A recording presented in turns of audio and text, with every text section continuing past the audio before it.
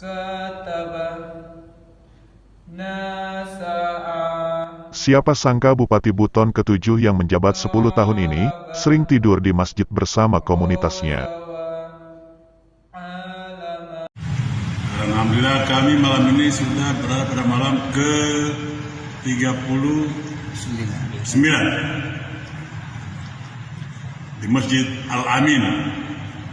Kenapa disebut Masjid Al-Amin? Karena tanahnya ini adalah wakaf dari Dr. Amin. Ya, lumayan. Sudah 39 malam kami menikmati dinginnya lantai masjid. Ada juga masjid yang di pinggir rawa, kita digigit nyamuk. Alhamdulillah saya saja. Karena perjalanan dakwah Allah lindungi ya, sampai sekarang nggak ada yang sakit-sakit atau hari ini. Lelaki 70 tahun ini bernama Insinyur Haji Laode Muhammad Syafei Kahar. Ia tergabung dalam jamaah tablik. Misi komunitas ini adalah berdakwah dengan keluar rumah untuk meramaikan masjid. Dalam setahun, Syafei Kahar berdakwah 40 hari keluar rumah bersama jamaah tablik. Mereka menelusuri masjid-masjid antar kelurahan, kecamatan, provinsi bahkan antar negara dan benua. Lalu muncul pertanyaan kita bahwa, apakah sudah ini wujud kata bijak Islam, yang mengatakan Allah tidak melihat bentuk rupa dan harta benda kalian, tapi Dia melihat hati dan amal kalian. Dalam satu kesempatan, beliau bercerita bahwa di komunitas jamaah tablik ini, seluruh lapisan masyarakat ada, entah itu penjual bakso, pedagang sampai pengusaha besar dan jenderal pun ada. Berikut wawancara saya dengan beliau. Kenapa beliau memilih jamaah tablik sebagai jalan dakwahnya? Ya. Oh, jadi kita Pak di Assalamualaikum warahmatullahi wabarakatuh. Pada kesempatan ini saya ingin mengulas kenapa saya gabung di jamaah tablik ini. Padahal dulu di masjid yang saya bangun di pinggir rumah di Palatiga itu pernah jamaah tablik masuk, disuruh pindah sama tetangga-tetangganya masjid itu, tetangga di masjid, suruh pindah. Tapi waktu itu saya nggak ada di Jakarta. Tapi saya pun tidak paham itu apa itu tablik. Jadi sudah mulai Dulu saya pada 2003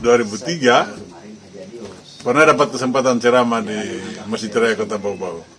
Masih menjabat bupati waktu itu. Antara lain saya ungkapkan bahwa alhamdulillah kita ini setiap bulan suci Ramadan kita manfaatkan dengan baik, mengundang para mubalik yang punya ilmu dalam soal agama untuk meningkatkan keimanan dan ketakwaan kita. Itu tiap malam lain. Jadi Isya lain, membaliknya, subuh lain membaliknya. Tapi kan yang dengar itu aja. Datang membalik A, itu yang dengar. Tablik B, itu yang membalik B, itu yang dengar. Lalu yang belum masuk masjid, siapa yang dakwai mereka itu? Yang sekarang malam misalnya saat kita tarwi, mereka masih di gode-gode, masih di deker-deker, masih di rumahnya, masih di kebunnya, masih mancing di laut. Tidak menghiraukan orang yang tidak terkesan untuk ikut salat tarwi misalnya. Saya bertanya dalam hati, tapi saya tidak bisa jawab dan tidak ada yang bisa jawab waktu itu. Itu di 2003. Nanti di 2016 saya ketemu seseorang yang belum pernah dikenal. Ternyata dia Letnan Jenderal Purnawirawan berpensiun setahun waktu itu, Arif Rahman, yang sekarang jadi duta besar di Afghanistan, sudah tahun ke-5. Saya diajak untuk kegiatan, gabung di kegiatan dakwah. Jadi bahasanya itu begini, Pak, kami ada kegiatan dakwah di Kerawang di Cikampek 3 hari. Coba ikutlah, bawa aja perlengkapan pakaian untuk 3 hari, karena kita tidur di sana. Saya memang dari awal saya tertarik soal dakwah agama ini. Maka saya berangkatlah ke Cikampek, ya, di Kabupaten Kerawang, Jawa Barat. Pikiran saya dalam masjid. Ternyata begitu saya tiba di lapangan luas, tapi pakai tenda. Ternyata itu adalah milik Tommy Soeharto, penampungan mobil timur dulu. Karena kosong, maka diserahkan kepada jamaah tabligh untuk digunakan sebagai tempat-tempat musyawarah, tempat-tempat pertemuan. Ikutlah saya 3 hari. 3 hari itu pada intinya itu berulang mengingatkan kita bahwa jangan lupa, silakan urus dunia, sibuk dunia, mencari kekayaan di dunia, mencari jabatan di dunia, tapi jangan lupa dunia ini sementara, ya. Akhirat selamanya. Kita bahagia di dunia ada batasnya, kita miskin di dunia ada batasnya. Apa batasnya? Kematian. Kalau kita sudah mati, maka selesai kekayaan, selesai jabatan, selesai kemiskinan.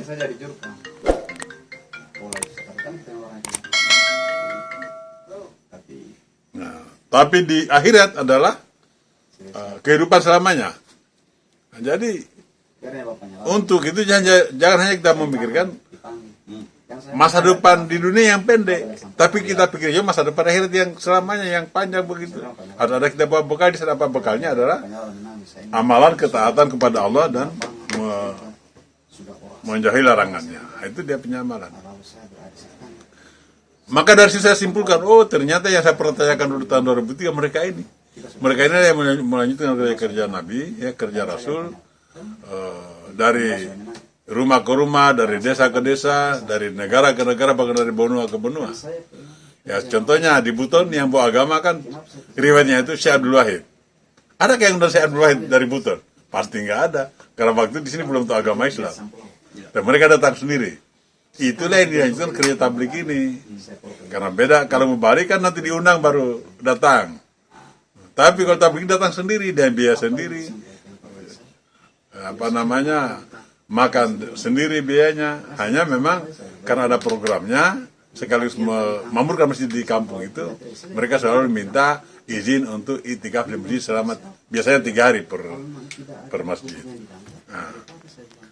Lalu satu lagi saya tanyakan, kalau soal materi dakwah 3 hari itu clear saya.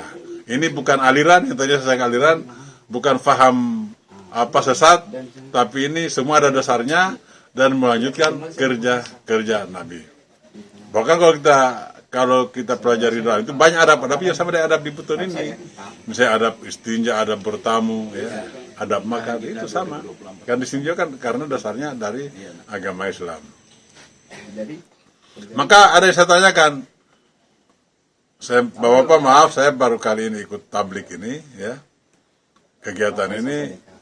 Saya mau tanya ini, bagaimana caranya Bapak mengatur pendapatannya sehingga anak istri tidak terlantar, anak masih bisa sekolah, tidak putus, belanja dapur aman, lalu usaha juga tidak bangkrut, tidak berhenti, kemudian bisa dakwah 4 bulan, 40 hari, 4 bulan, bahkan setahun.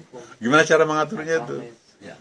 Ya langsung saya dijawab bahwa kami ini semua ada usaha, mulai dari tani, nelayan, dagang-dagang keliling dipikul, apa pakai sepeda, apa pakai gerobak, atau buka warung, kios, toko, sampai pengusaha besar ada. Ya memang pengusaha kaya banyak, karena saya lihat yang parkir mobil itu, dari ratusan mobil itu banyak mobil mewah. Ada Mercy baru waktu itu, ada Lexus baru, ada Alphard baru, macam-macam mode, merek ada di situ, yang baru semua. Berarti banyak orang kayanya. Masuk di gerbongnya Artani tidak? Kami mau nabung katanya.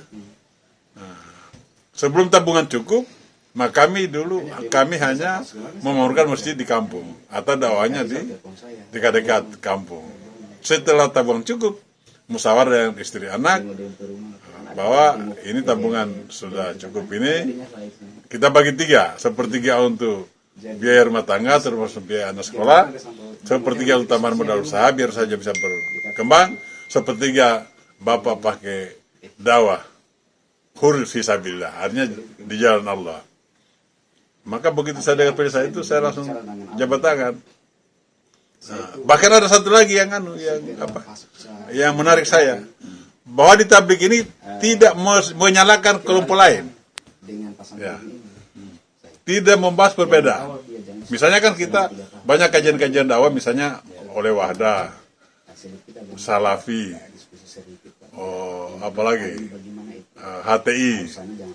Nah, kemudian kalau yang tua itu kan di kelompok Islam kan Muhammadiyah dengan ilmu. Tidak menyalahkan itu.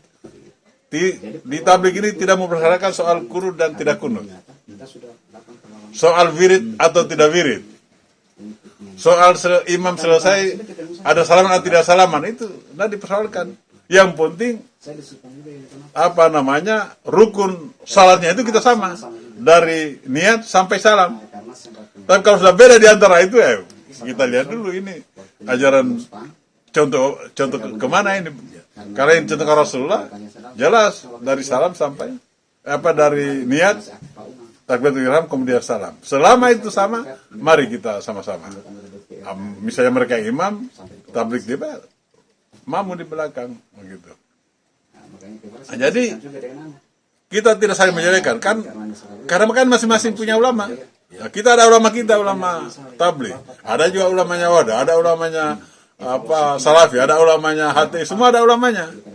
Karena kita ini tidak lagi hidup di masa Nabi Muhammad SAW, di masa Rasulullah. Seandainya kita hidup di masa mereka seperti sahabat, pasti ibadahnya sama. Karena masih ada contoh kita lihat. Tapi ini sudah lebih 1000 tahun. Ini dari cerita ke cerita, dari telinga ke telinga. Akhirnya kan secara dunia ini kan 4 mazhab, 4 imam yang diakui oleh para ulama. Ya, itu sebabnya. Dari situ turun lagi ulama-ulama, sehingga banyak sekarang. Ya, seperti kajian-kajian Wahada, Salafi, HTI dan lain-lain. Lalu jamaah tablik ini. Nah, jamaah tablik ini sasarannya adalah saudara-saudara kita, umat-umat yang belum gabung di kajian-kajian tadi, yang belum masuk masjid, yang bukan NU atau Muhammadiyah, tapi yang sama sekali belum tersentuh oleh dakwah-dakwah agama. Karena memang agama ini kita dakwakan kalau agak terbatas pengaruhnya, kalau dengan cara-cara seperti sama ini kita datang di masjid. Kalau datang di masjid orang sudah beriman. Itu mendatangi orang yang beriman. Yang dicari agama tabligh jamaah tabligh orang yang belum imannya itu belum diamalkan gitu. Jadi dia sudah ucapkan lahir tapi dia belum amalkan perintahnya maupun larangannya gitu. Nah, jadi itulah sehingga saya gabung, karena dari dulu saya risau bagaimana saudara-saudara yang masih digoda-goda, ya, belum kenal ilmu agama, ya. Dan ada satu contoh desa yang saya anggap ini sudah berhasil tablik ini, ya, Bataraguru. Dulu ya, bertahun-tahun yang lalu itu kalau ada keributan, ada Bataraguru di situ itu. Mesti ada di situ Bataraguru. Apakah dengan Kanake atau dengan yang lain. Tapi alhamdulillah 3 tahun terakhir ini sudah tidak pernah kita dengar itu. Ada keterlibatan Bataraguru. Tidak ada lagi itu. Karena apa? Dia punya, katakanlah itu preman-preman itu, semua sudah di masjid. Yang tahu-tahu sudah di masjid semua.